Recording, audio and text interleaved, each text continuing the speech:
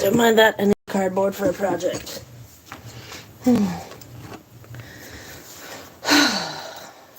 4 weeks ago, we washed my dog. I don't care. Give me something. Red gloves. Not interested. Style theory. 3 months ago. Alright, we'll try that one for now. Welcome. I'm gonna make this into a giant squid. I'm gonna put eyeballs on it because I found my eyeballs. From milestone moments to the days you didn't want to get off the couch, we've been right there with you every day, making every part of your house feel like home. While styles may come and go, and tastes will continue to change, one thing that's always stayed the same is our commitment to our customers, our community, and our country. You gotta make sure this is top.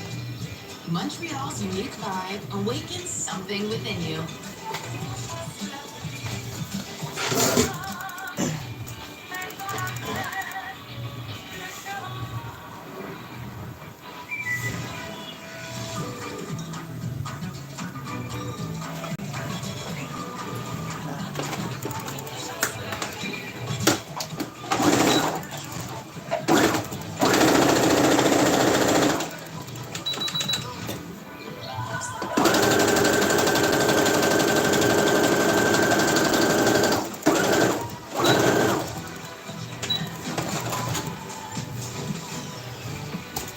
Christ, the longest commercial in the world. I get it. I don't care. 2, 1, go.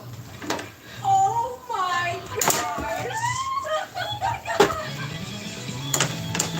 Hello Internet, welcome to Style Theory, where today we are trying to survive using only a crop. For the next 24 hours, everything I need to survive has to be able to fit on my crops. But they're not just any crops. I was watching a really lovely video from a channel that I like a lot, and she happened to haul a pair of these. These are crazy. These are camping Crocs. Crocs that are made to help you actually go camping. They have pockets, lights, rope. Here's the thing. I want to know if these can actually help you survive. But I'll admit that I'm no expert at surviving a night in the woods. So I have my back. You hear it. Yeah, you are controlling this episode. And if you want to help decide my future episodes, make sure to hit that subscribe button. Now, I asked you all, what do I need to survive one night camping in the woods? And oh boy, did you all respond. I want to give a special shout out to Nope Not Today guys who responded with proper shoes. I hope I make you proud today because I am designing a custom pair of Crocs to try and hold all of my camping supplies. If it can't fit, it's not coming with me, with one small exception. There was one thing that you said that we should have that I can't necessarily shove into a shoe, and that is friends. Now, here's the thing. I don't have a ton of friends, so I had to fly one in. The lovely Hope Go. Welcome. Thank you. I'm so excited to be here. She literally just landed and came here to be with me to talk about Crocs. Hope was actually the inspiration for this whole episode. 24 hours trying to survive in survival Crocs. Well, call me a genie because today I'm granting wishes. But there are some rules to our Croc camping trip. 1, both of us had to create our own custom survival Crocs. 2, our Crocs needed to be made out of a Croc material. And 3, all of our items must be able to jibbit, aka attach to the Croc via their classic plug-in hole method. And I am certainly not making up rules here so that my Crocs qualify. If you want to see Hope make her Crocs, be sure to check out her video after you finish watching this one. For my pair, I had to make sure I followed your theorist-approved camping checklist. To make that, I sorted the rest of your comments. I've been watching. Jesus, is there anything else on YouTube tonight besides me? I guess not. I mean, no one wants a boring camping trip. Am I right? No, really, am I right? Hope and I are I not bought frequent this campers. Toast fabric blanket a year or so ago, so it's about time I got finished making my toast squid. Of all wilderness girls are going to wild it out with just Crocs. Just stuff that we can plug into a Croc. And we're bringing you along for the ride. Yeah. To win this episode, we will need to take everything we brought and survive a night in the wilderness in what I'm calling Style Theory's Survival Slumber Party. It's so catchy, don't you think? So tell me, which camp do you think will survive the night? Camp Hope or Camp Amy? Cast your votes now in the comments before we reveal our...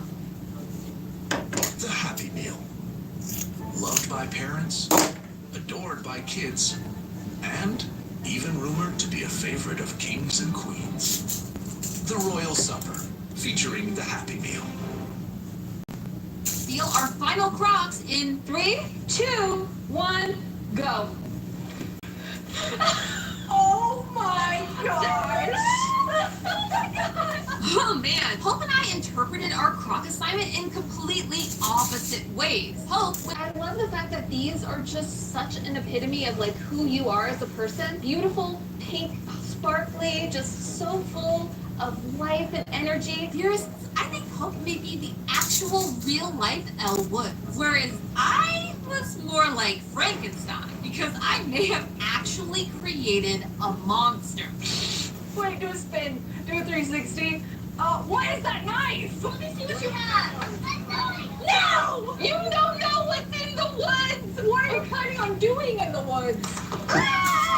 These babies plug into my original survival Crocs like one huge gibbet, and they're made of EVA foam, the closest thing on the market to Croslite, which is Crocs' trademark material. So technically, I'm still following the rules. My technique was basically to extend the original Crocs into some thigh-high boots. It is my signature look after all. Plus, more surface area means more holes available for all of my survival gibbets. Wait, is that a camera? So this is the level of the radio in case we have no signal, but it also is a charger that's solar powered. If we had a phone, it can charge on this. I have enough food for both of us to survive for a day. I have this is a cup. See, this shows the difference between our boots because we brought and I brought a bedazzled camera. I have a skateboard team and a lot of lights. Style Theory's here to actually survive, and I'm here for the vibes. Kind of. Clearly. Have some though. Looking at us side by side, I can definitely say that we looked a little bit more like we were ready to drop from a video boat rather than into a campsite. Listen, you can't tell me what it looks when it makes some sick Fortnite skins. But could our Crocs help us survive the night? There's only one way for us to find out. Now, I did ask Justin if I could use my GPS gibbet to find us a spot to camp in the middle of the woods for a night and really rock it out. And he said, no, you'll both die. Fine. So we will be making do with a backyard in the heart of Topanga Canyon, which will certainly give us those views that Peacock Sorley 7 really wanted us to see. And luckily, it would not affect our challenge, as we will still have to survive outside with just our Crocs. Let's go find a spot to build our camps. Theorists, these boots were not made for walking. They were so heavy with supplies that I had to add a tactical belt for some reinforcement. I was left feeling like some kind of Temu version of Thor. Anyway, it's been a hot second since we checked in with our theorist checkpoint. On our list, shelter. And the first step to finding that was locating our campsite. We have made it to camp. Well, it's not quite camp yet. We're gonna put 2 side-by-side camps and see if we were prepared at all for anything that's in store for us today. The first thing that we need to set up is our actual tent, which is here on my side. All of you told me I needed shelter. So we are going to make shelter between these 2 giant trees that will totally support the weight of this tent. This is a tent. Oh no. I kind of feel like this is a trash bag.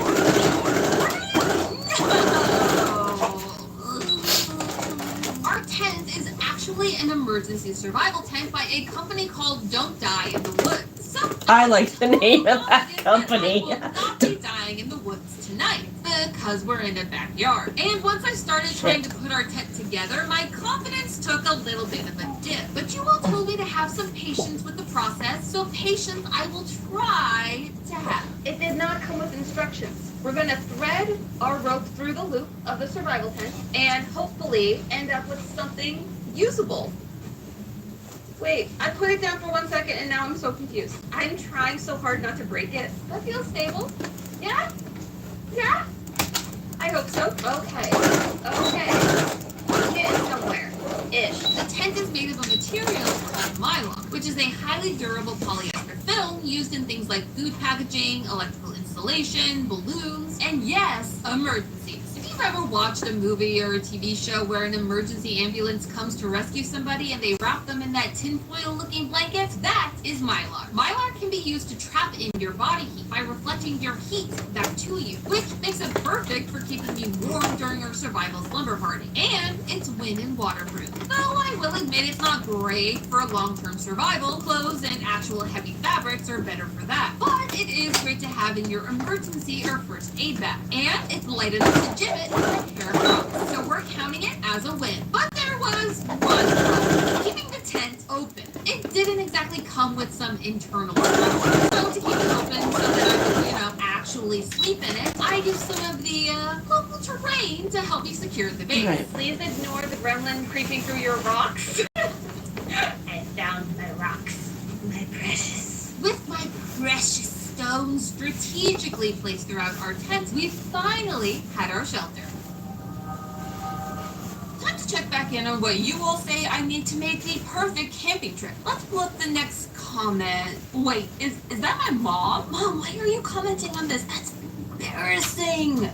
I mean, like I said, she's always worried about me, asking me if I'm eating enough or drinking enough water. So what do you want me to bring on this camping trip? Ritual supplements. Okay, I mean, that does help you take more care of yourself. Theorizing is really stressful, and trying to find time for personal care is just Ritual hard these supplements? days. But I didn't put any ritual supplements on my Crocs. Wait, what is that? How did you know? Theorists, we have hit the jackpot because this episode is sponsored by Ritual. Ritual is self-care based in science. Its vitamins and supplements Probably a are little bit made too big, but- traceable, meaning you know exactly what is going in your body and where it came from. Lucky for me, I was able to find some growing fresh right in our backyard garden, and they are both a perfect addition to my camping supplies. Listen, two things that can turn any camping trip from fun to fundamentally traumatizing: stress and your gut. It's no surprise to you theorists that I am a highly stressed individual, especially when I'm in a new environment. Ritual stress relief supplement, clinically studied and built to work with your body to reduce stress and promote a positive mood by managing your cortisol levels. Cortisol is that pesky stress hormone that raises your heart rate and blood pressure, making you feel all out of whack. Taking it in the morning lets it release slowly over my day, helping keep me calm when battling pesky tents and the giant bugs trying to take a bite out of me. Plus, it smells great. They smell like peppermint. But if you, like me, have a sensitive tummy when it comes to traveling, then I recommend the Symbiotic Plus, which is a pre, pro, and post-biotic. This supplement holds hands with your gut every step of the way towards better digestive health. Let's be real, talking about gut health can be embarrassing, but no one wants to feel like their body is Hodor holding back an army of White Walkers just because they're out of their normal environment. Am I right? This has been a game changer for traveling. They help me stay on course and comfortable on any trip. And yes, they smell just as good as the last one. They also smell like a candy cane. And Ritual is offering you Style Theorists 25% off your first order. All you have to do is go to ritual.com/styletheorist25 or scan the QR code on screen to start your subscription today. That's 25% off your first order by clicking the link in the description or scan the QR code on screen. Thanks again to Ritual for sponsoring this episode. Now back to our campsite. Next, we needed to sort out our sleeping situation for the survival slumber party. I think I might have packed a little bit too.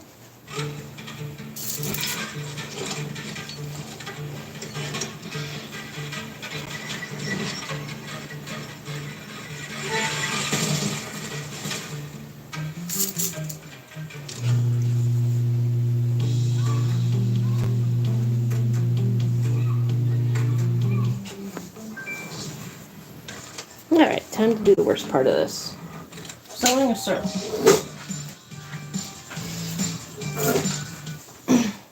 Too many pillows. Nonsense! There is no such thing as too many pillows, especially when our sleeping bag, if you can call it that, was also made of mylar. I love how these are held together with like little folds of tape. I don't know what you mean. This is so comfortable. You guys pop right in. Yeah, it will definitely keep me warm, but I'm not exactly how comfortable we're going to be with no cushion. Something that it turns out Hope was not going to have to worry about. You have a hammock? Yeah. What? Clearly, the cargo croc method came with some perks. This is a win. Okay. I still think we're pretty...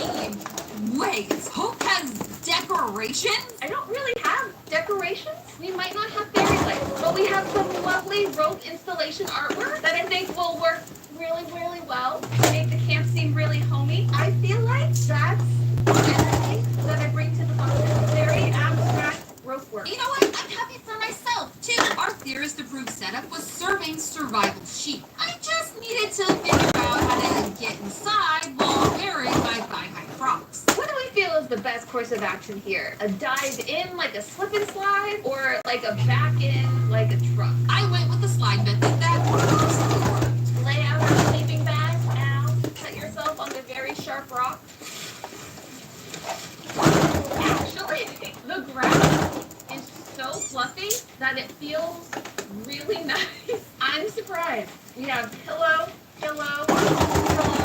Actually, really comfortable. If you're someone who likes to go to a park and like lie down, this is actually not bad. So long as I have my knife to defend me at night. Oh yeah, Big Phoenix told me to bring a knife, so I brought along my trusty pocket saw gibbet. I can whittle sticks with it, open containers, and defend Hope and I from any danger, which means we can cross protection off our theorist-approved camping records. And this seems like the perfect segue into a quick campsite supply haul. We have some lovely toothbrushes. This is for your dental hygiene. And even if you're out in the wilderness, Well, we technically do have access to a nearby bathroom, as was suggested by one of you theorists. We are actually trying to work it out. we do have some love lights just to be safe, because camping food can be rough on the tummy if you don't have a lovely pre, or post prebiotic. As well as some essential safety precautions like first aid supplies, and of course, So I have some bug spray, some light green soap, maybe a little scented candle, Ode de bug spray. Hello, the Star. most dangerous thing You still we are there? likely to Sorry, I encounter don't check the during chat our too often. party I need my eyeballs so I don't sew my fingers together. no joke. Sure, their bites can be itchy, but mosquitoes can also carry viruses and parasites that can be potentially fatal to humans. Ones like malaria, West Nile virus, and more. Bug spray can save your life. And so can coffee, at least if you're me. If you're like me and have a caffeine addiction, this is the only way that we're actually going to survive. You have to have something Okay, that makes doesn't you look too happy bad. in life. Speaking of happiness, I want to take us back to Now I our need to kill surprisingly something. comfortable tent where I set up our final item of this haul. I got my radio. You turn on. Let's see. Okay. I got some victims. This cow pillow.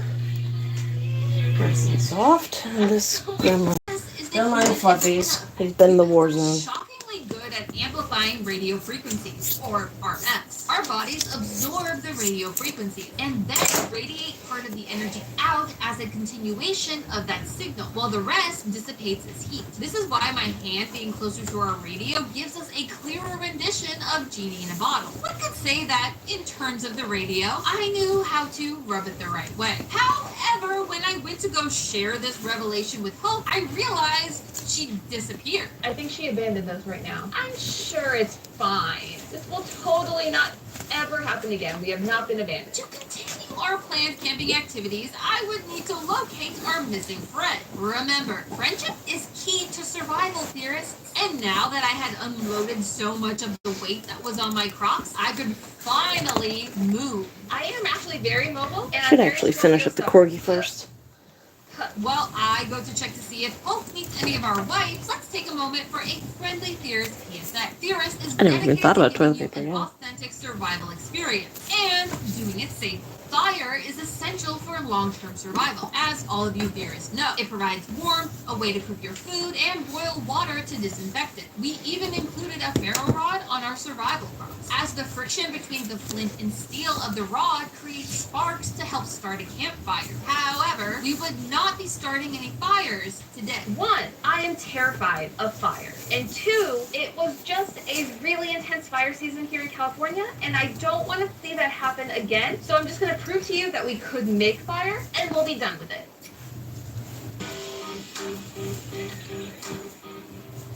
tell me everything about this wonderful company there. Oh my goodness. My father will let There's me take quite a lot of stuffing in this one. amazing meals. I inherited his smoker and taught myself how to use it. That's really where it all began. What are some ways that QuickBooks has helped you? I can work on it from wherever, so if I'm in dad mode, I'm still able to connect in on my Oh, mobile that does device. look It's been good a like great that. tool to have because it's so intuitive. With iExcel, there's an Even a little endless number hand of lineup. skills that match exactly Probably not on what the my other kids are side. working on No. in class right Can't now. have a match everywhere. There's so many different kinds of questions. My kids never get bored. Yes! Yes! iExcel helps my children learn at their own pace. Come on. starting Where's off the with bottom of easier this thing? questions and There we go. slowly moving to harder ones Corey is when they're officially dead. With iExcel, my children never Time to kill feel the cow. stuck or frustrated. And if they miss a question, it's not a big I'm starting to get a lot of Squishmallows in my secondhand stuffies, and I was like, what am I going to do with all these? They're just stuffing. Just bags of stuffing. Sparks. There you go. We could make fire if we wanted to. We are not. No forests were harmed in the making of this video. Next segment. Having located our missing friend Hope, it was time to finally break our fast and check off the next item on the Fears Approved camping checklist, sustenance. And we were doing it with a girl dinner potluck. Girl dinner. Girl dinner. God, I forgot that was a thing. Hello there. Hello. Are you ready for a lovely dinner? I brought some mood lighting. Ooh, very nice. We all know that you can't live without food for very long. And it's always better to be prepared and have something handy that can survive on your Crocs. Started with Hope's entree. What did you fit on your Crocs to bring to dinner? You know, because of the cargo pouches, I was actually able to fit quite a bit. In here, I have 2 slices of pizza. That's pizza. It says it can be eaten cold as well. So we're gonna open these up and be really surprised, pleasantly or not, by what's in it. It's very squishy. It's kind of a Lunchable. It's giving expired. Yeah. Like, is that a little bit of mold on there? I or- don't know. I have never been happier to be a vegetarian in my life. Do it. The bravest among us. It definitely needs to be cooked. It tastes like no. To wash down the uncooked dough, I offered Hope a fresh glass of water rations. Each packet is roughly 6.94 milliliters, and 6 of these are enough to sustain one person for one day, under extreme circumstances. Unfortunately, I could only fit 2 on my Crocs. I did bring some lovely little cups, and I brought one that was pink just for you. Oh. If you ignore the dirt on the outside. Thank you. And a lovely fresh packet of water. This was on a gibbet. It was in one of my little pouches. Wow, it's like the perfect amount of water for this glass. Right? Like a fresh stream. Next on the menu was my big contribution to our meal. I brought a lovely one-day emergency ration. This whole thing would sustain you for one day. It's a brick. Yeah, there's 4 bars. Oh, we inside. each have one. Yeah. If this isn't appetizing, to Oh. see your entire meal done in cubes. Each packet contains 1,125 kcal, and each bar is roughly 280 kcal. Now, technically a kcal or kilocalorie is 1,000 calories, but here's the thing. Most nutrition labels actually use them interchangeably. So, in this case, the 1,125 kcal is the same as if it read 1,125 calories. I know, it's weird. Now, humans need between 1,200 to 1,500 calories per day depending on their size. And that is just to cover what you need to function. But it... Hi, Mom. Good, good. Finishing up the giant squid in the basement. I got a load of laundry in for those toys. Yeah. Yep. Ah, jeez. Frig. Yeah. Yeah, I ran into that guy at the hospital today. We got talking about Argyle and stuff. Yep. Starts with an M, I think.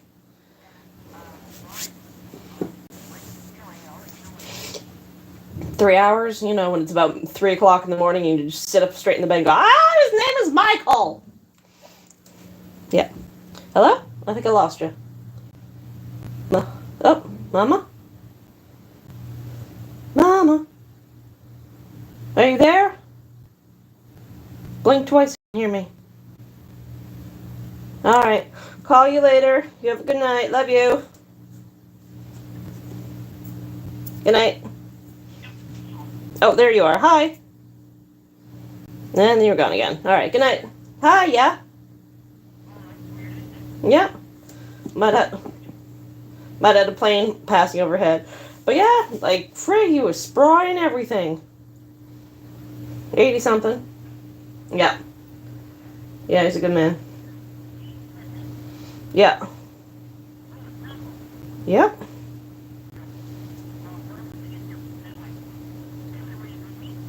It was actually not bad. It wasn't very fast, but we didn't have a lot come in, so it was at a good pace.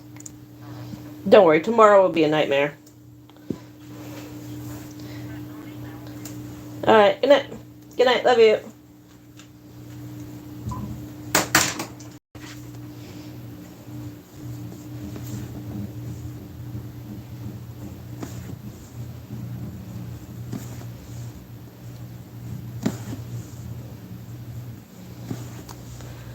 Hi, Mama. Sorry.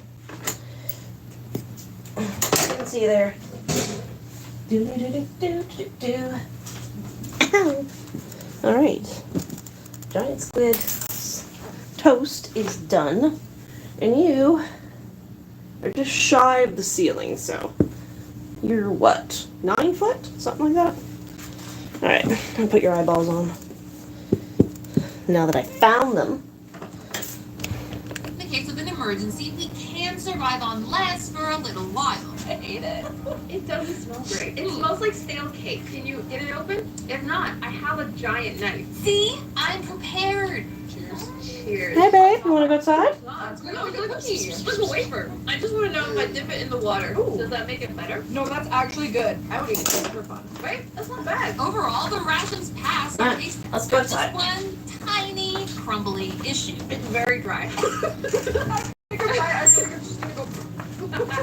After a few sips of our water rations, which were starting to look extremely low, by the way, we moved on to my favorite course, the desserts. We can start with my little ones. We put them in these cute little containers that I bedazzled. We have cookie dough bites. Oh, wow.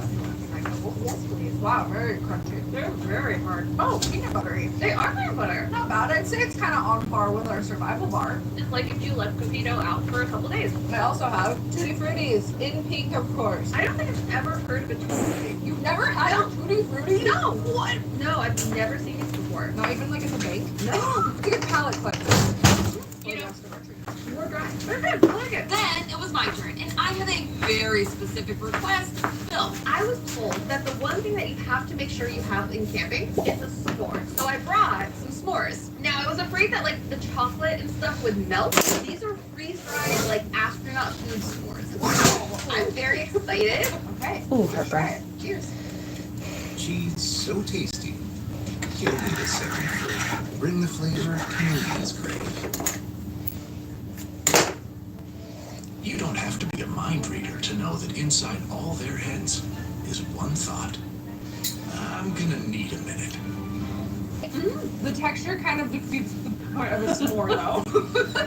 It feels wrong. But it tastes good. But I think that the theme of our dinner tonight is dry. Everything is dry. And our final food of the day, Ice cream sandwich. I think there's only one, so we'll have to split it. Where was it on the boot? It was in one of the pouches. That's not bad. That looks good. This is very nostalgic. I know. S'mores and ice cream sandwiches. I like it. Ah, it's really good. Yeah. Mm-hmm. If you need to survive anywhere, freeze-dried items. That's it- the way to go. Is it nutritious? Absolutely not. But the vibes are immaculate. however, we were dying of thirst after what felt like the driest dinner ever. And I was out of water rations. We humans need to drink 3 to 4 liters of water a day. And Hope and I were falling dangerously short. I don't without think her it's here, that much, Because 'cause- I always have a Oh, backup maybe. plan. You know, Lake Erie? Yeah. I brought us Lake Era to try some life straws. Life straws, or water straws, function like a tiny portable water filter. Inside each straw is a hollow fiber membrane that uses thousands of long porous filaments to filter out bacteria, microplastics, and more for up to 1,800 gallons of water, at least according to the manufacturer.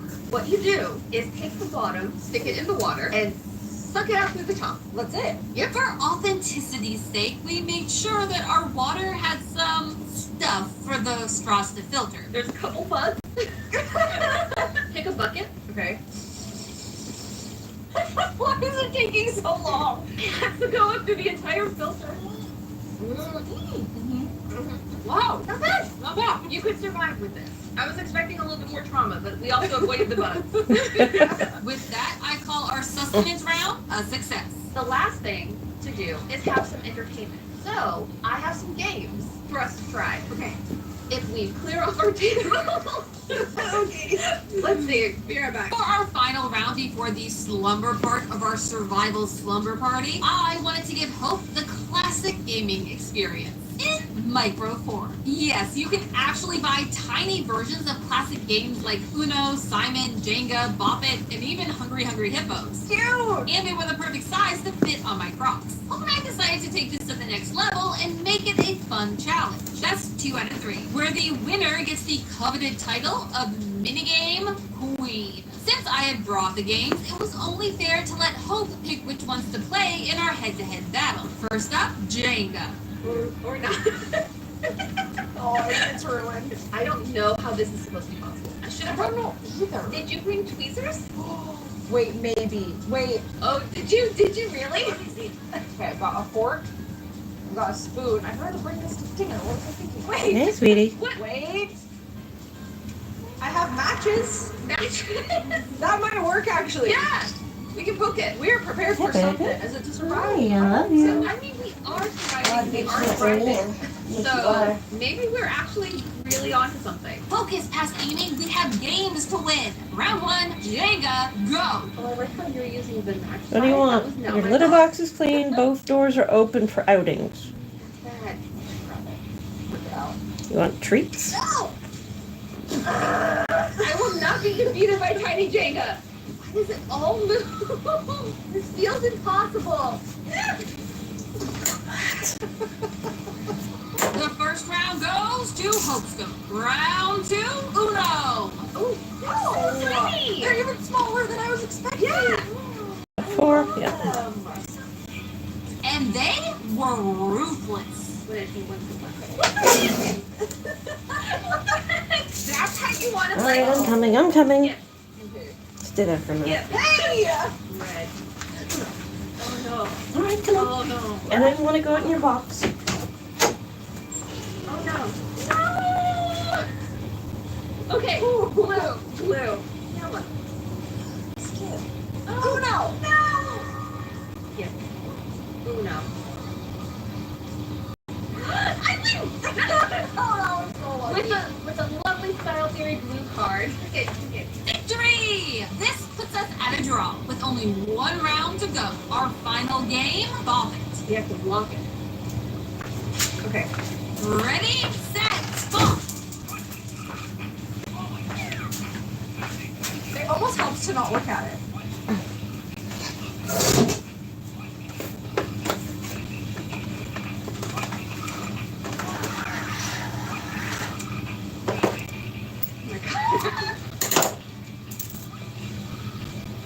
Oh my god. It's just being so much faster.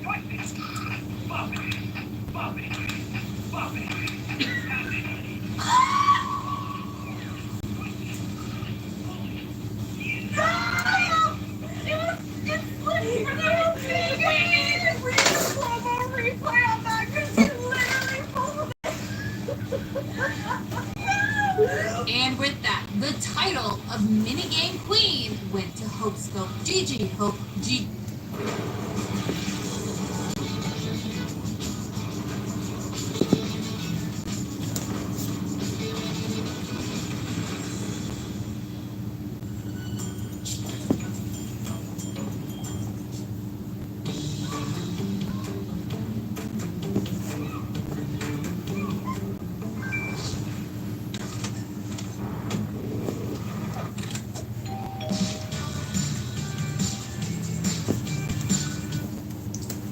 GG. Do you think it's about time to chill? Yeah. Get ready for nighttime? I think so. All right. Dearest, breakfast. As the sun was setting, it was time for us to get ready to bed before we tucked in for our survival slumber party. If you want to see us go through our entire nighttime routine and see us use my teeny tiny toothbrushes, make sure to check out Hope's video on her channel. For now, we will tuck into our respective beds and hopefully survive the night. Good night, Hope. Good night. See you in the morning. Dearest, today has truly shocked me. Our survival crocs had brought us a day full of fun, food, and yes, even shelter from the cold California night air. We have almost proven that yes, crocs can hold everything you need to survive an emergency. And once the sun came up, we would know if we actually pulled off the impossible.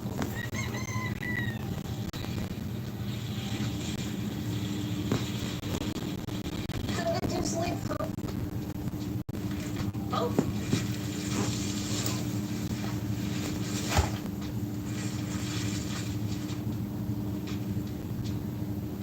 Where'd she go? Oh. She's gone. I may have lost a hope scope somewhere in the wilds of Topanga Canyon, but I found the answer. The one I've been searching for this whole entire episode. As I settled in for a solo breakfast of cold instant coffee and leftover ration bars, I knew that we had done it. We had made a real, scientifically proven pair of survival crocs. If you ever fear that you may be stranded in the woods or on some deserted island, make sure that you're wearing a pair of Theorist approved survival crocs. What's But coming? one small hiccup to this plan. We need to find a way to get our survival crocs in a store near you. You hear Okay. that, crocs? It's your move. But hey, that's You just a theory. A style theory. Keep looking sharp. Up next on Style Theory. So this is our large-scale freshwater. We are testing to see if there's a rainstorm, a hurricane, a water spout. Did you not want to go out?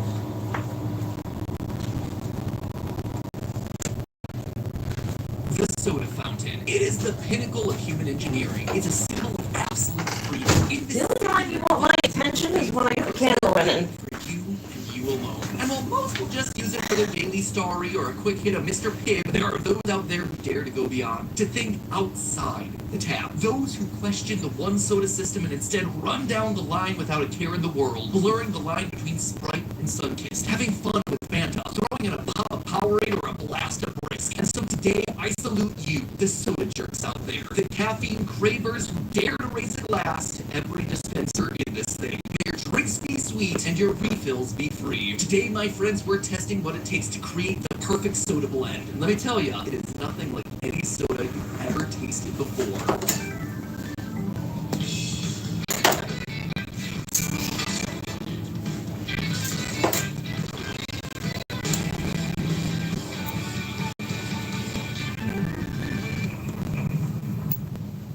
Hello, Internet. Welcome to Food Theory, the show that's the perfect blend of everything you need. Now, it's been no secret in my timeline that I'm a fan squid. of Diet Coke. And my fan Come on, let me go grab the other two. it's that sweet, sweet battery acid pouring down my throat. I appreciate you. Thank you so much for being a part of my life. I appreciate you too, Matthew. Thank I you, know you're Daddy. addicted to me. To this day, one of my all-time favorite memories was being at a gaming convention panel in like year 3 of game theory, and all of a sudden the audience just lines up with this huge string of Diet Cokes right in front of me. I think I had like 50 by the time the whole thing was said and done. But you know what actually goes back further than my Diet Coke? Yeah, today we're talking about some deep MatPat lore. It's actually my love of mixing all the sodas together. Call it what you want. A hurricane, a tornado, a graveyard drink, a pop bomb, swamp water, or as I knew it, a suicide.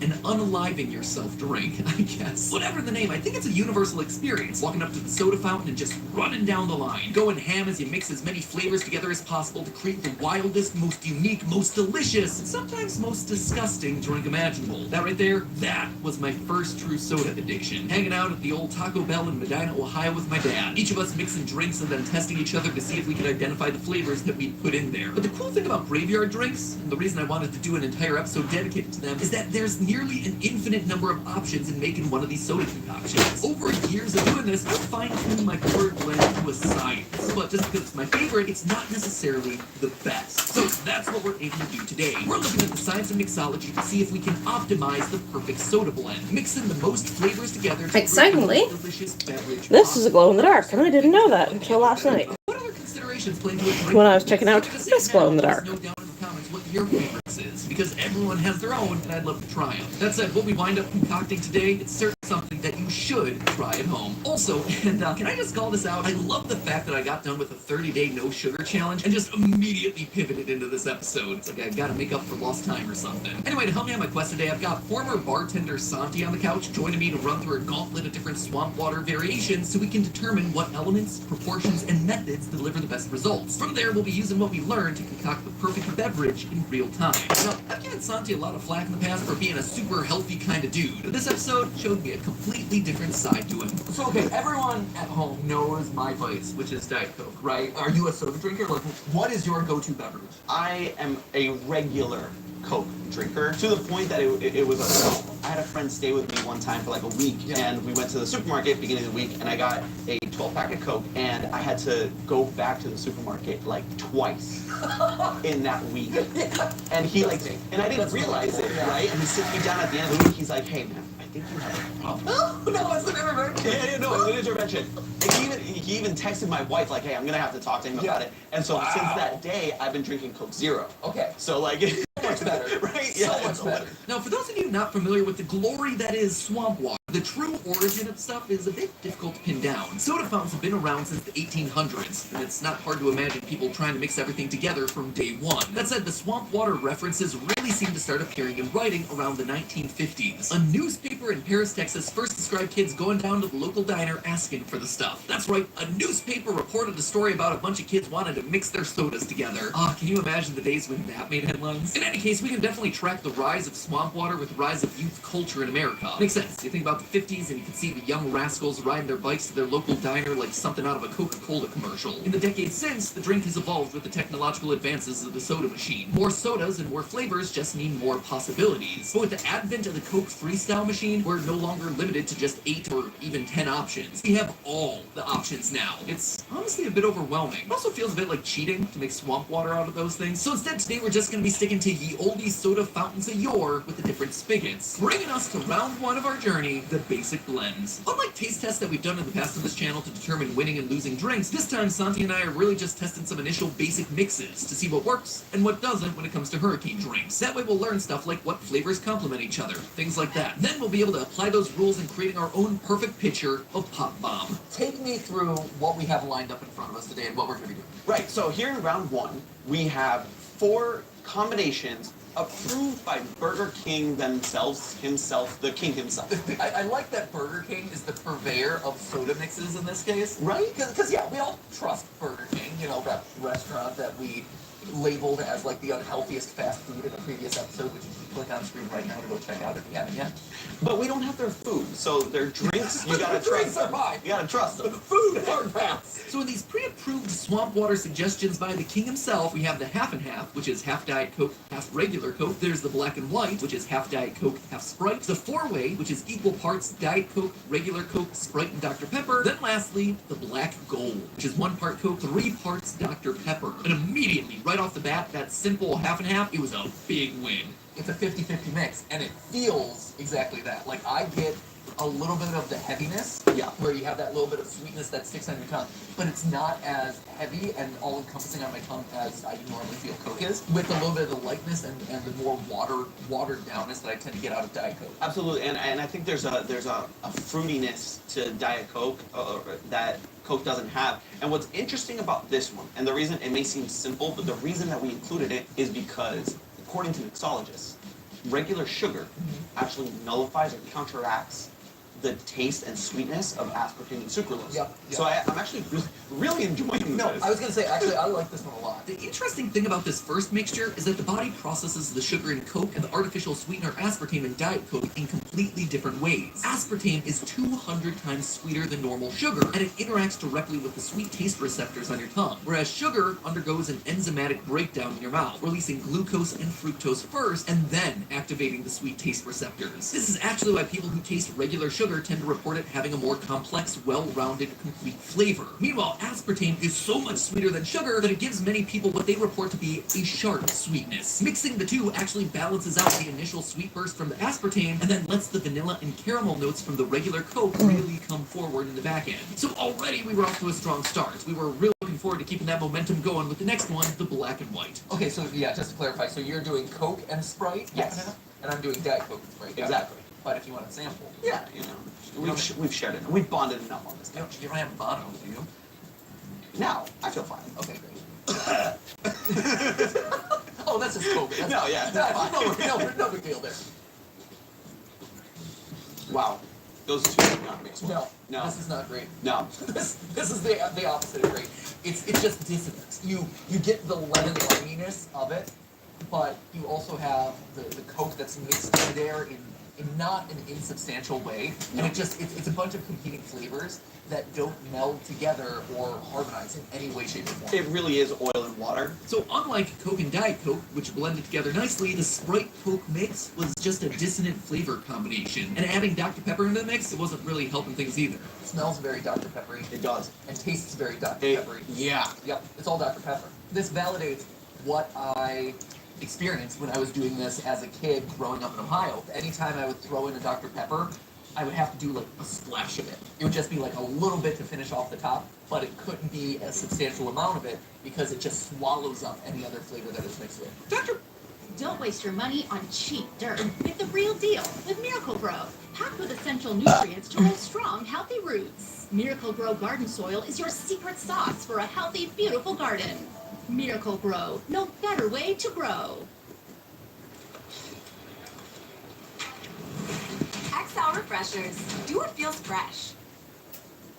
Dr. Pepper is one of those sodas that people either love or hate. Very often it gets lumped into the category of root beer or cola, but Dr. Pepper themselves and the FDA both rule that it's neither. Instead, Dr. Pepper falls into the category of pepper sodas, with its unique blend of 23 natural and artificial flavors giving it a mostly cherry-like flavor. As the lore goes, the recipe is so secret that it doesn't even exist in one singular place. Apparently it's been split in half and kept at 2 separate safety deposit boxes at separate banks in Dallas, Texas. The doctor, you don't mess around, but I gotta say, after finding this out, something tells me that this is gonna show up as a food theory down the line. So, we have the black gold. Hi guys, thanks for stopping in as I eyeballs on a giant squid. If you could slap me with a thumbs up on your way out for the evening, I'd appreciate that. So you're just It doesn't get better than this.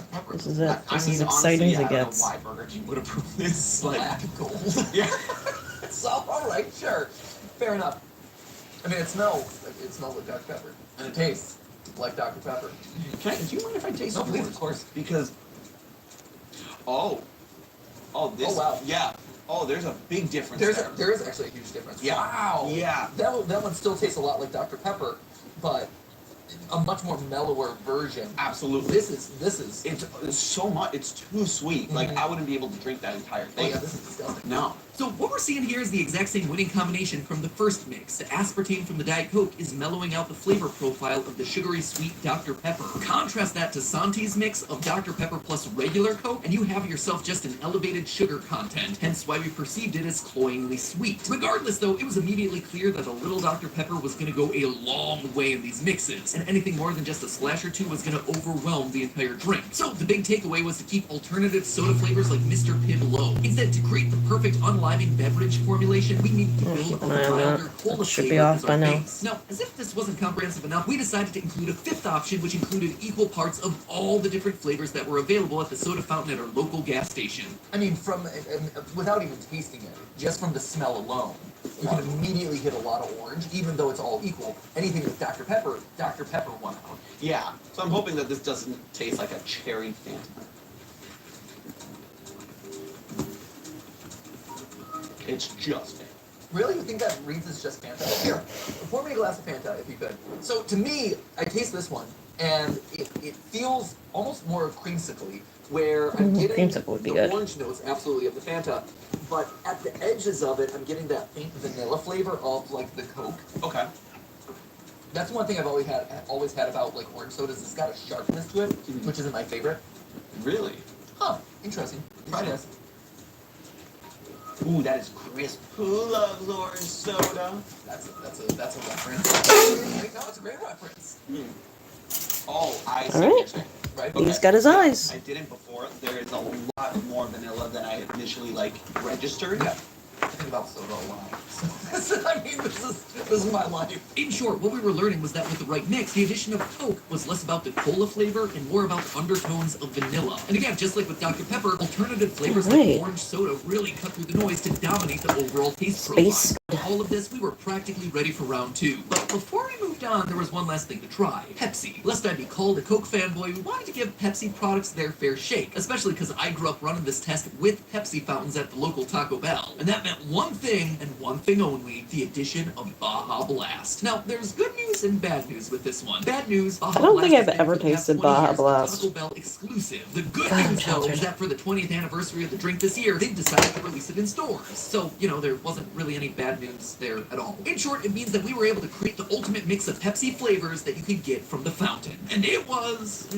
Pepsi throws an entirely new angle into this because Pepsi products, for as much as their competitors to Coke, are vastly different. Oh, insanely so. Yeah, like to me, I actually prefer the flavor of regular Pepsi to Diet Pepsi, and I prefer the flavor of Diet Coke to regular Coke. I can see that. Yeah, Diet Pepsi tastes off to me always. Yes, it feels synthetic, or it feels like a diet soda. Yeah. It feels artificial in a way that Diet Coke doesn't. Even though all of this is literally you're just drinking battery acid. Let's call a spade a spade. My gut biome is dying as we speak. The flora and fauna that exists to give me healthy digestion is slowly keeling over and dying. It had a month of sugar-free living without sodas, and it's like, yay, look at me, I'm blossoming. Man, it's gonna be healthy again for 2024. And it's like, nope, we still got episodes of Food Theory to do. Just die on the vine, and it is. No, see, Matt, no, it gets strong. It's tempered in raw sewage. Yeah. That is my stomach. This is nothing. Ah,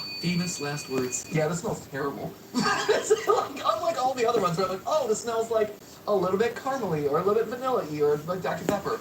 No. This smells terrible. Oh my god. That is not good. Oh, wow.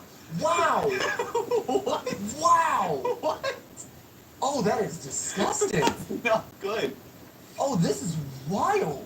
How vastly different and vastly inferior this is. Yeah, this drink, it was not great. Oh, this mixture of some of the sweetest sodas on the market ended up with a surprising mixture of bitterness and sourness. There was really nothing redeeming about it. Turns out this boils down to the citric acid. You see, where Coke uses phosphoric acid to add acidity to their soda, Pepsi uses citric acid. This is what gives Pepsi the refreshing taste that they like to tout, but unfortunately it's compounded by the citric acid in the Starry and the Sun-Kissed as well. So the end result is just sour and bitter, whereas the phosphoric acid in Coke actually works to balance out the citric acid in things like Sprite and Fanta, delivering an overall more enjoyable experience. Needless to say, we decided to scrap most of our Pepsi products before moving forward. With round 1 over, it was time to look at specialized mixes in round 2. We narrowed down the field from 6 different drinks to 3, each a different person's preferred method of swamp water. First up was a mixologist's advanced method that Santi found in his research, which took a wide range of flavors but really emphasized the order in which the drinks were poured. This seemed like it would make no difference at all, since it all mixes together anyway, but the idea behind it is to have more sugar-dense sodas sitting lower at the bottom, while the lighter sugar sodas sit at the top. Why would you possibly want to do that? Well, supposedly it causes different flavors to hit your tongue in a specific order, leading to an overall more complex flavor profile that evolves as you drink. That's something that we've actually seen happen on this channel before, in one of my all-time favorite episodes, in fact, the burger stacking episode, where we discovered that the exact same ingredients put in a different order gave you a completely different taste experience. So, if it worked for the burgers, maybe it could also work for soda. Also, from this point forward, let's play a little game, shall we? In our effort to be soda sommeliers, Santi and I did a fair bit of riffing off of classic wine tasting tropes. So go ahead, make your own swamp water, then take a sip anytime we say the word forward. See how many gallons of soda you make it through. Also, let us know in the comments how many times we said it, because I'm not gonna keep track. Ready? Go! I mean, it's a fruit cocktail. It's very different from round 1 because this is a very fruit-forward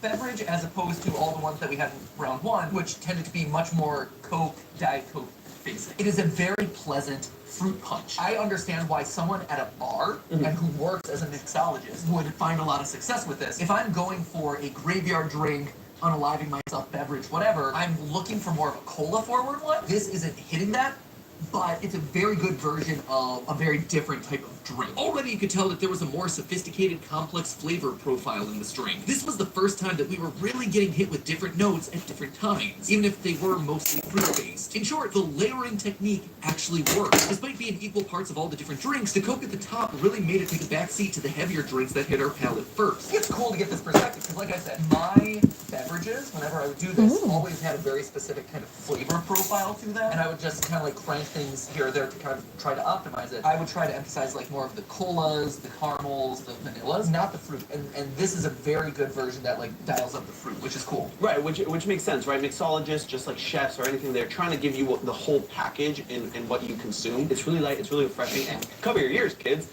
It kind of tastes like a Long Island iced tea. Cover your ears.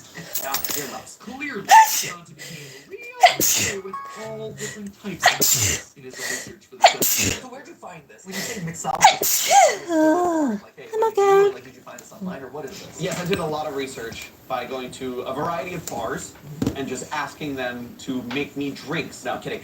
We actually it was a rough week of research for Sonic. He wasn't responding to emails. We found him there somewhere. It's like, I got it.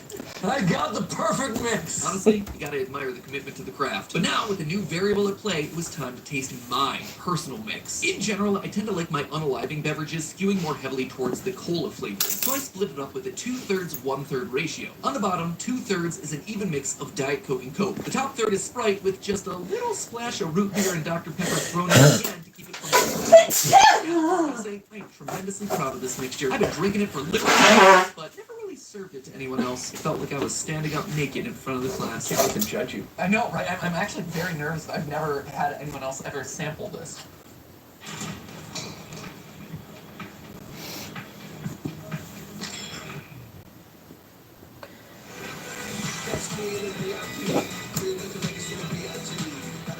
Excel, do what feels fresh.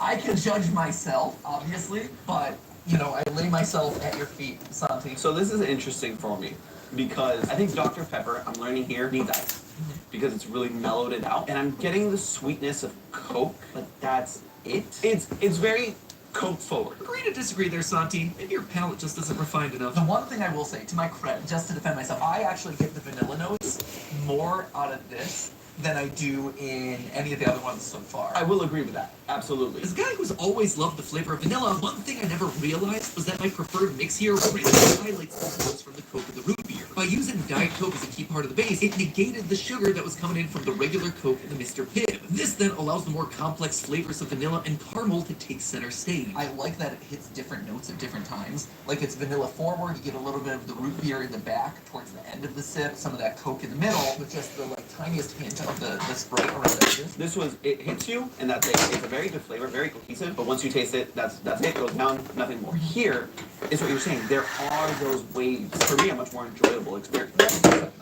A little bit, but kudos. I guess Santi's butt kissing aside, I loved my mix. I still love my mix. And I stand by the fact that it was the most complex layered drink that we've had up to this point. That said, while we disagreed about the overall flavor, we did agree on some major factors here. 1, ice is a huge difference maker. 2, layering does work. And 3, Coke and Cola flavors add more overall complexity for a more enjoyable experience. So long as they're not Pepsi. The bitter rivalry between the two continues. And hey, if you want to see some of the weird history behind these two, make sure you check out our Soda Pop Conspiracy playlist after you're done here. We've done a lot of episodes about both of these products and also how they don't get along all that well. But as far as Swamp Water goes, there was still one more that we had to test for this particular round. I'm not the only one being judged in this episode. Sam, our Michigan grandpa behind the scenes, he has also laid himself at our feet to be judged. Come defend your mixture here. So what do you got? So traditionally, it should be made with Wendy's High C Fruit Punch from the fountain. So I was addicted to that. And I also was a fiend for the fizz. Yeah. Right? The Fizzler, if you will. The Fizzler! The Fizz fiend! I have been kneecapped in this experiment.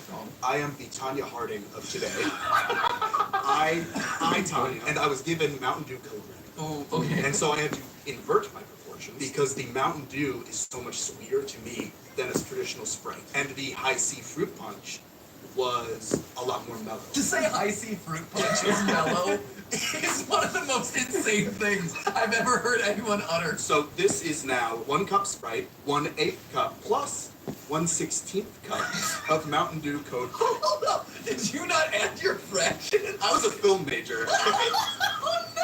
If you would never ask Da Vinci what fraction of blue is in this painting. For those of you who might not be aware, this is the man that studies our analytics on a regular basis, delivering a monthly report of our numbers. Guess I'll be double checking those from now on. In any case, the Sam Special was a very tasty drink, but as far as the assignment went, it was just 2 ingredients, so it wasn't really hitting the mark for what we were going for with the swamp water. That said, it did give us more insight into just how weak soda is as a flavor mixed into something stronger like Dr. Pepper or Mountain Dew. When it comes to schlorps, I don't know. About 1 hour, I assembled and put 6 eyeballs on. So not too bad. Shrek water.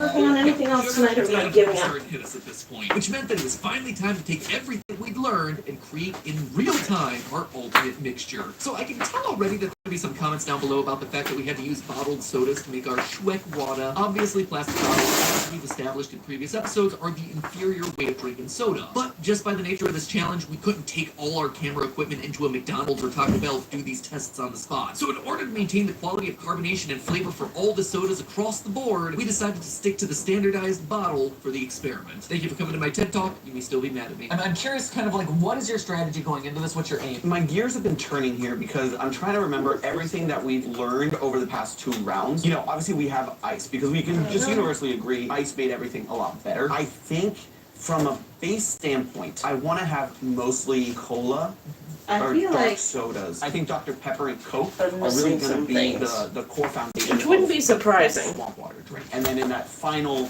you know, quarter, whatever, Alright, put some horns on some things and call it a night, I think. The spirit of this is the more sodas that you're able to cram into your formulation, right? Because Yoink. figuring out like what combination of 3 or more sodas really gives you that like, very unique flavor that you can only get through this style of drink. Now, Santi and I ended up going in with very similar strategies. Having learned in previous rounds that order of pour matters, we both had to map out our flavor experiences precisely. In the end, we both kept the stronger flavors like fruity Fantas, spicy Dr. Peppers, and punchy root beers at the bottom. As for the rest, well, that's where our proportions started to differ. Yours is much more root beer forward though than mine is. Because I've incorporated everything except for Diet Coke, Coke, and then I could probably add a bit more Sprite to it. I'm regretting it because I put the root beer now at the top. I don't remember. So I I think think I I really did. need to drown that out. What I'm going to do is actually start with Diet Coke and see how that interacts with everything else. As we kept mixing and pouring and testing, we kept seeing one element come up over and over again as making the most difference. Huh.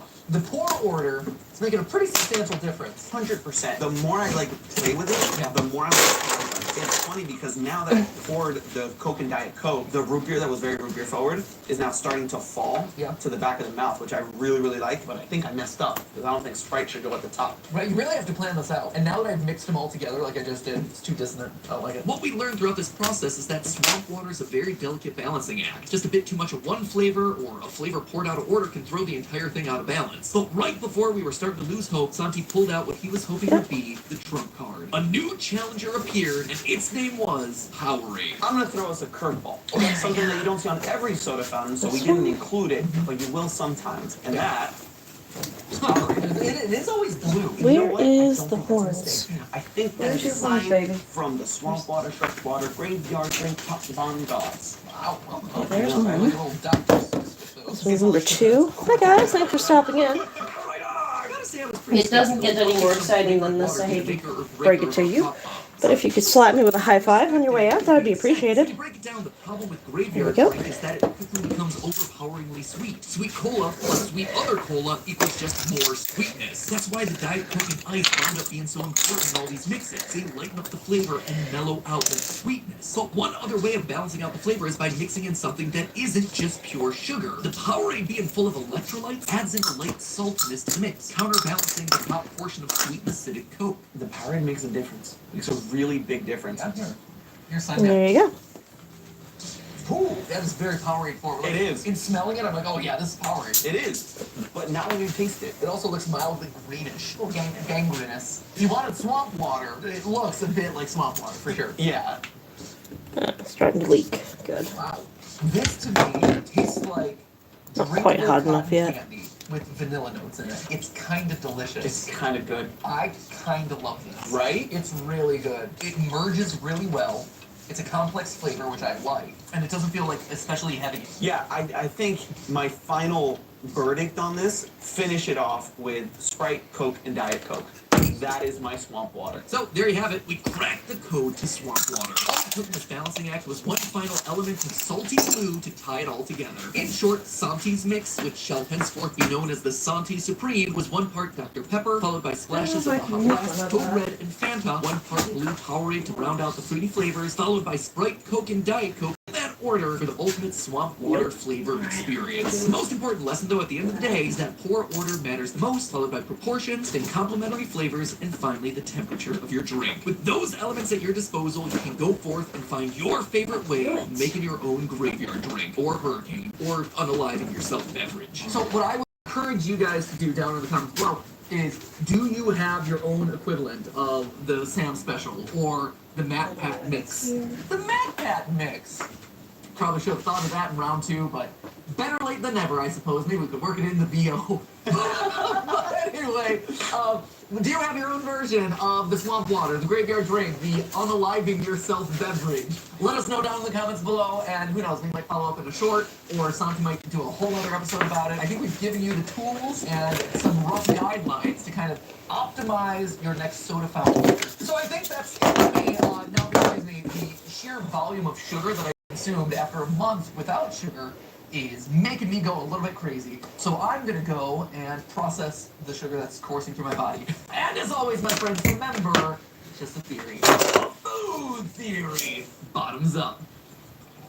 And hey, if you like this video and want to check out some more of our soda-centric episodes, we're trying something new here. It's a bit of an experiment that we want you to take part in. Click the link that you see on screen right now. It looks like a subscribe button, but it's not. Actually, it's just going to take you to the channel page, which is very neutral. Once you're there, play around. We're running an experiment. I can't tell you what it is because I don't want to affect the results. So play around, and in a couple weeks, I'll fill you in on the numbers.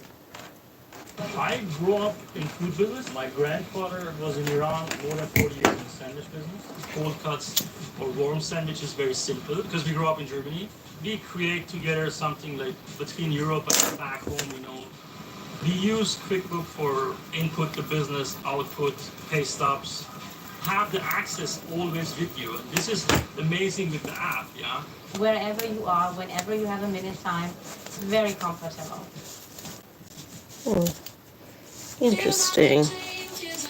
Interesting indeed.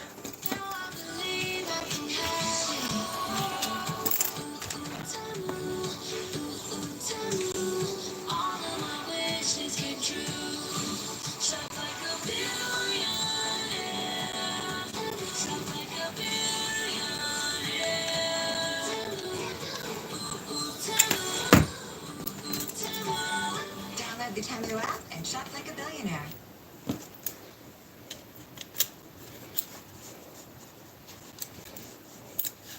Hey, what's going on, everybody? First to be Feast, I'm Sean Evans, and you're watching Hot Ones. It's the show with hot questions and even hotter wings. And today I'm joined by Matt Pats. That's right, Sean. I snuck onto your show. I invited a bunch of other YouTubers onto Hot Ones, but never me. What gives? You saw I have a food channel now, right? Well, you know, what the hell? That's right, a food channel. You probably thought I'd come on here and talk about super boring science stuff. Well, I'm here to talk about super exciting science stuff. Now then, I've prepared a presentation on the transient receptor potential cation channel subfamily V member 1.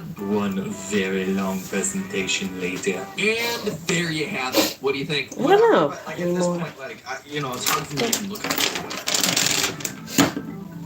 What do you think? Should it be the blue horns? They can go in like that, or like that. Or should I go with the pink ones?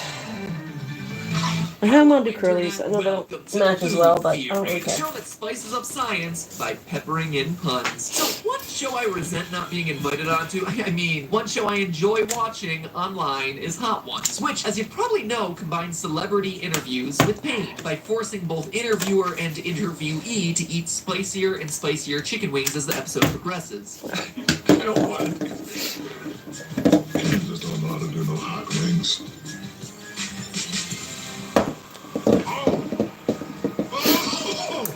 That's what got me. God.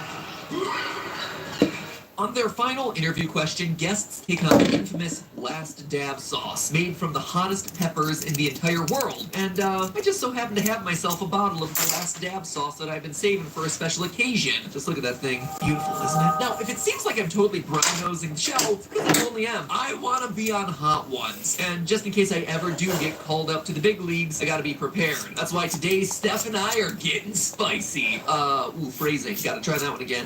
That's why today Steph and I are bolstering our spice tolerances and doing some spicy science. Today, through good old research and experimentation, we're gonna show you and ourselves how to stay cool while eating hot wings by testing the best antidotes the internet has to offer. All Just right, like that. so we are here in the I like it. spicy lab, They were a little as I like big, to say. It is maybe a our little big, pale imitation but of you know. First We Feast Hot One set. Okay, so where are we starting in terms of like relative tolerance to spice? I already know, but you should say anyway. I'd say I'm decent with spicy foods. Stephanie, meanwhile, I'm a wimpy. The first step in our quest to make spicy a bit more icy is to figure out which spice antidotes to test. On Hot Ones, the go-tos are water and milk, so we'll definitely be testing those, but guests on the show are also welcome to bring in their own home remedies, and they've brought in all sorts of creative spice chasers. Avocado, alcohol, Thai iced tea, donuts, even straight up lemon juice. And the internet has plenty of other suggestions too, and I do mean plenty of other suggestions. So in order to identify which ones we want to test, we first have to know how spice works. When we talk about the spice in a pepper, what we're really talking about is the chemical capsaicin. And yes, I'm pronouncing it capsaicin because that's how Merriam-Webster told me to pronounce it, even though I have never once heard anyone in my life pronounce it that way. Capsaicin. So if you don't like it, take it up with both Merriam and or I've never Webster. heard it When you eat a pronounced spicy any other pepper, way. capsaicin molecules attach to TRPV1 receptors in your tongue, which trigger a pain signal to your brain. In addition to spice, Could be TRPV1 back a little receptors more, I also guess. detect acidic conditions and hot temperatures in your mouth. Basically, whenever they get activated, the result is a stinging hot pain. So if you've ever bitten into a jalapeno and felt like your mouth is burning, well, that's because capsaicin has activated the exact receptors that would tell your brain if there was an actual fire in your mouth. And in case you're wondering, yeah, you've got TRPV1 receptors all along your gastrointestinal tract. And I do mean all the way to the end.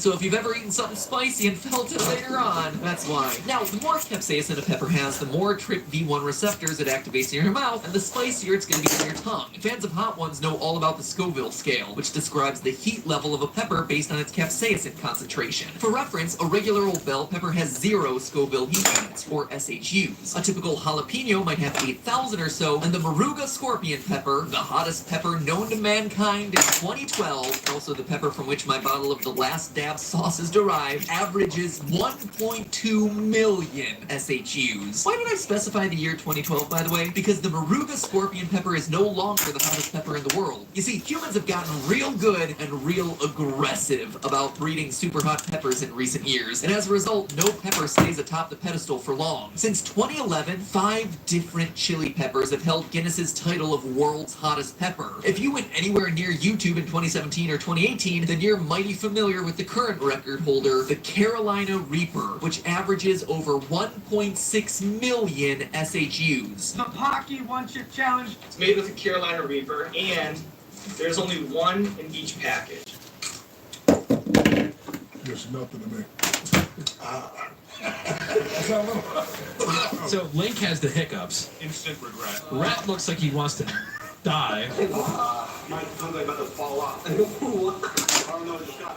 My lips. So yeah, the race to make the world's hottest pepper has gotten fast and furious, and Hot Ones has managed to keep up with it all. The latest iteration of the Last Dab sauce is derived from Pepper X, which is rumored to have up to 3.18 million SHUs, basically twice as hot as the Carolina Reaper, although that's yet to be confirmed by Guinness. So a Last Dab sauce at least that spicy awaits me if I ever have to be invited on the show, which means that I have to beat capsaicin by dissolving it, by overpowering it, or even by soaking it up. After 7 rounds of testing antidotes, Steph and I will use that info to develop the ultimate spice chaser recipe and test it against the Last Dab sauce as our grand finale. First up, we tried soothing our tongues with good old-fashioned water, an option made available to Hot Ones guests in like every episode. Should we cheers? Oh, cheers. Cheers. Ding! Capsaicin, like many oily substances, is insoluble in water, which means it doesn't dissolve in water. So while cool water may feel temporarily soothing from a temperature standpoint, it doesn't actually break capsaicin molecules down at a molecular level the way that some chasers will be testing out they will. I think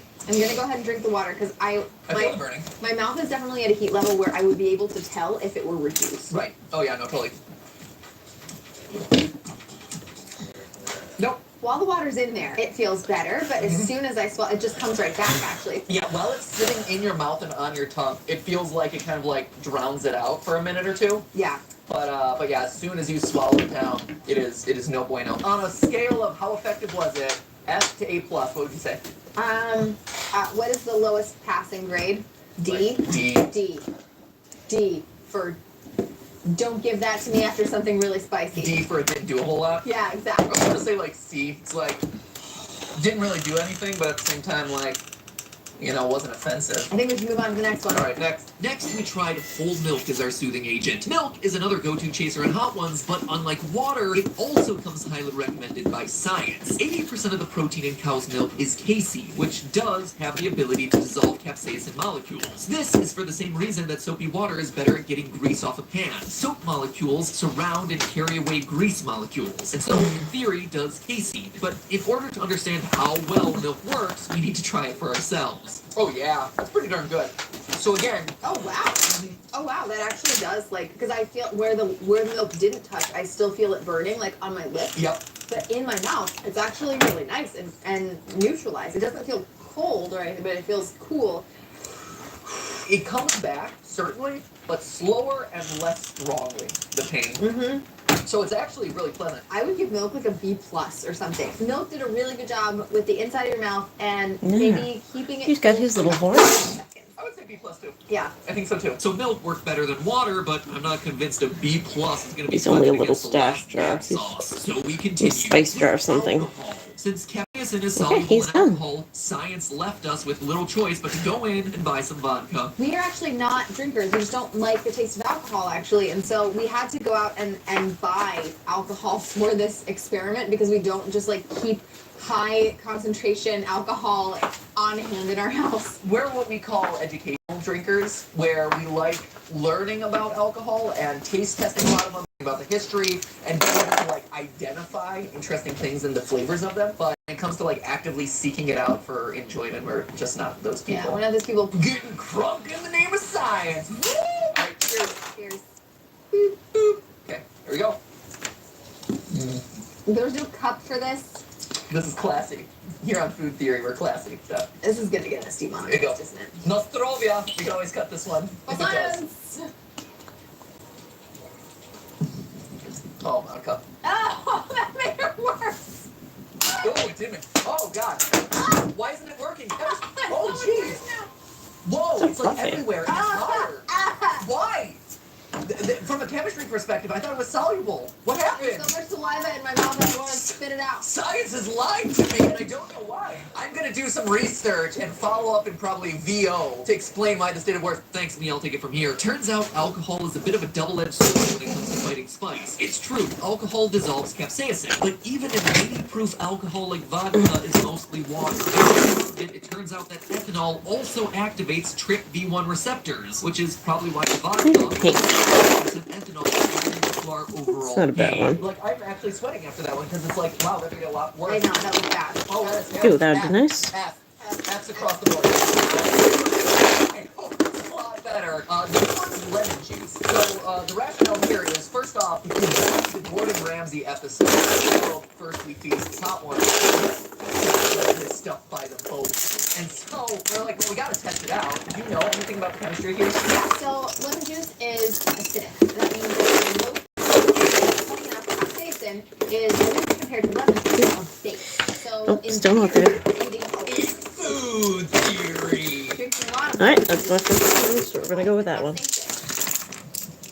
Oh, okay. Okay, lemon juice. Okay, ready? Cheers. Woo! Over the teeth, over the gums. It is helping.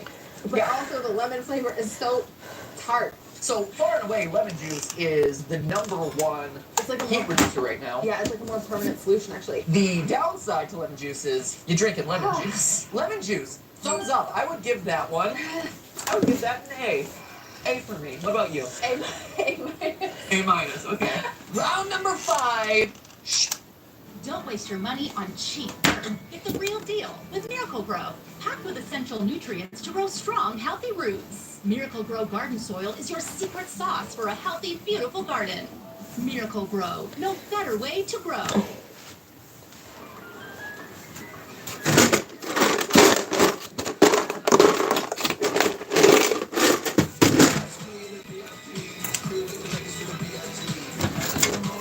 Excel.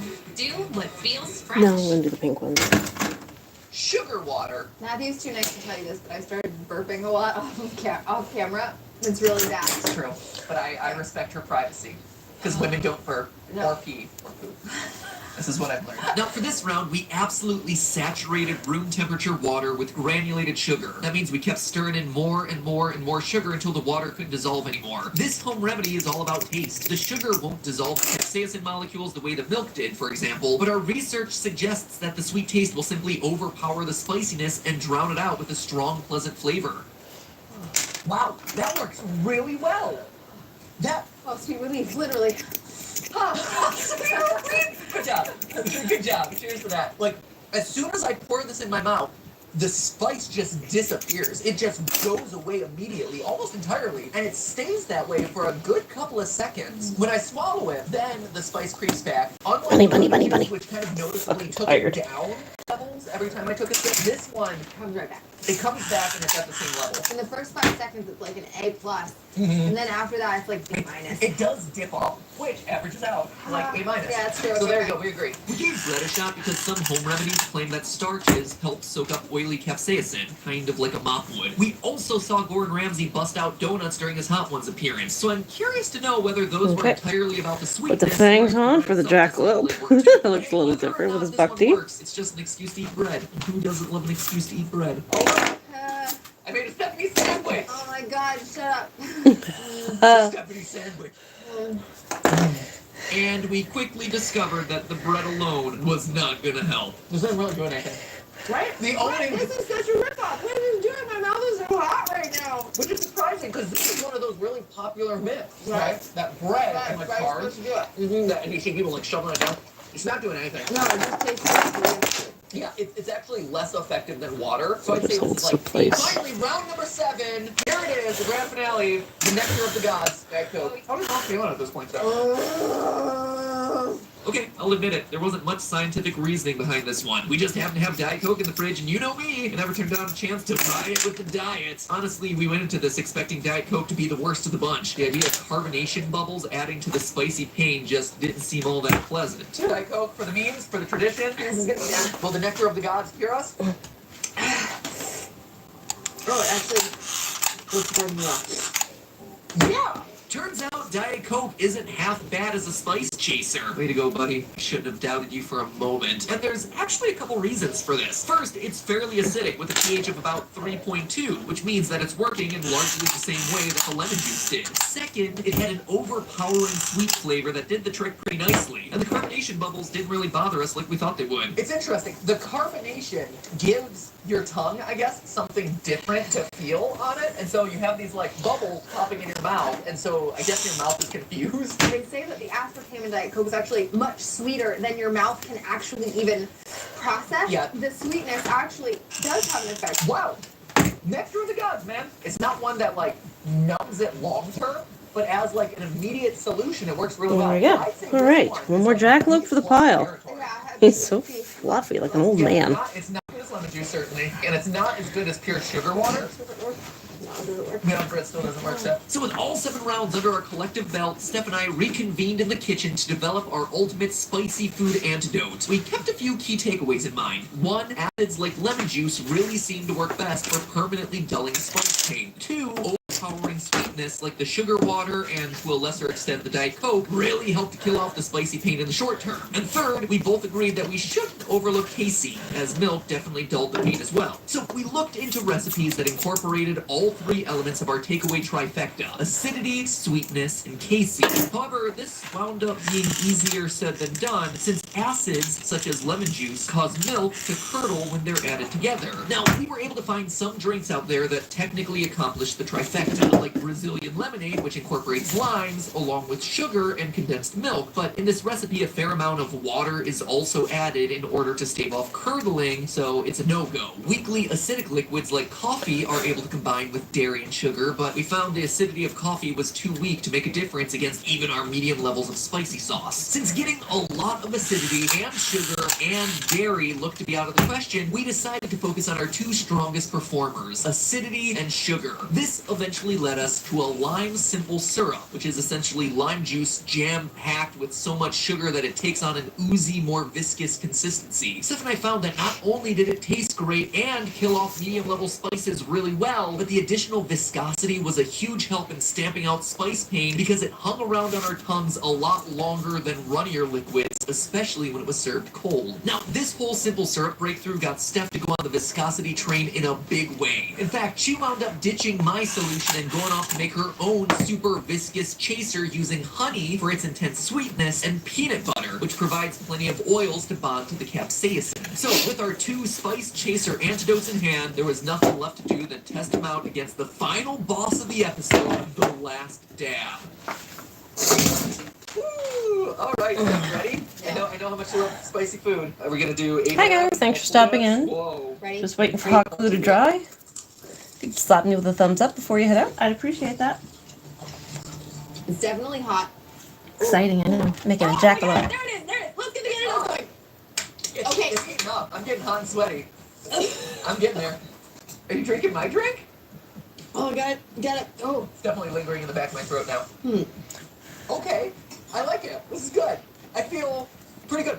You can definitely feel the heat surging back into your mouth, and it's a lot faster than with the lesser spicy wings. It happens a lot faster, and it comes back much more intense. But again, I think my solution is working pretty well. Here's the thing. The combination is actually the way to go.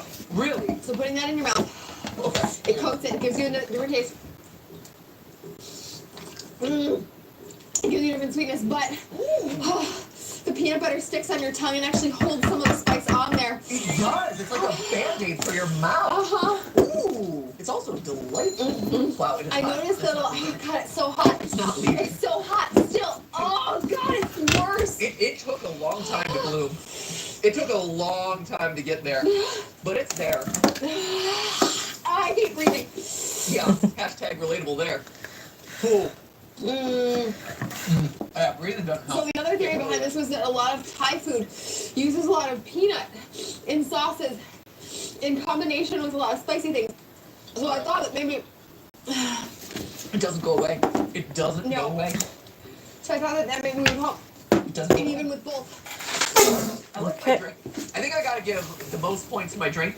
This is a Your drink is cold. Oh, right. Nice. That's the thing that's missing, I think, from this. Now, I'm not going to sit here and tell you that the simple syrup or the peanut butter honey mixture was enough to completely neutralize the last dab sauce. That spice kept coming back, and with an intensity that honestly was shocking. But we felt that we came a long way in separating the myths from the reality when it comes to combating spicy food, and we've armed ourselves with the science that we need to compete in the arena with the big boys. If I ever get tapped for hot ones at any point, I am showing up with an arsenal of sugary lime water, peanut butter cups, and maybe even a swig or two of Diet Coke. Sean Evans doesn't know it yet, but he's met his true match in science. I'm ready whenever you are, buddy. But hey, that's just a theory. A food theory. Bon appetit. While we're on the subject of surviving These are the foods, best check out ones, our but they're episode ones on of the worst. surviving radioactive foods. Yeah, we do that kind of thing on this channel too. And the way 2020 is going, it might be wise to snag some tips for feeding yourself post-apocalypse. So hit that subscribe button if that sort of content is interesting to you. And if you do, well, then I'll hopefully see you next week for our next upload. IXL is helping 15 million students succeed in math and language arts. On IXL, I can't put it down because it's not set. So I just sit here. Wait. Whether they learn best with step-by-step explanations, video I still have to put the laundry out on the line even after 10. IXL is here to guide them. I was gonna go in the Backed spare by room. over 75 scientific research studies, you can trust that you're choosing the best educational technology.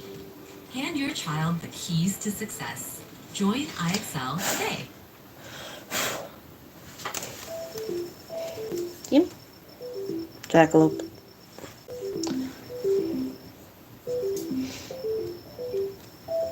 Amazon shopping.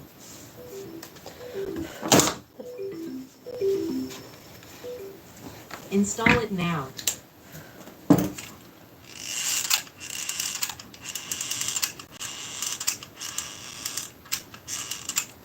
Hey, what's going on, everybody? For First We Feast, I'm Sean Evans, and you're watching Hot Ones. It's the show with hot questions and even hotter wings. And today we're joined by Matt Patrick. Thanks for having me on, Sean. Actually been one of my dreams to be on Hot Ones. In fact, we might actually be in one of my dreams right now. Confirm or deny on that? Well, considering the fact that my head is a JPEG and my chicken wings are floating in midair, I'm gonna go with dream. What a ride. But seriously, Sean Evans, when are you gonna have me on Hot Ones in real life? I'd make a great guest. I'm open, engaging, enlightening, entertaining. Now you're gonna make me blush. But most importantly, Sean Evans, my audience has helped me to develop the perfect antidote to spicy wings. I'm serious. All right, Matt. What? You don't believe me? Look at you, Matt Hatch, making it to the finish line. Finish line? We haven't even started. Woo! Put me down! Curse you, Sean Evans! I will be invited onto your show one day. I will! You haven't heard the last of Fat Pat! Cheers. This one's got a tiny neck, so he won't work. I need somebody with a little neck. So I can take your head off.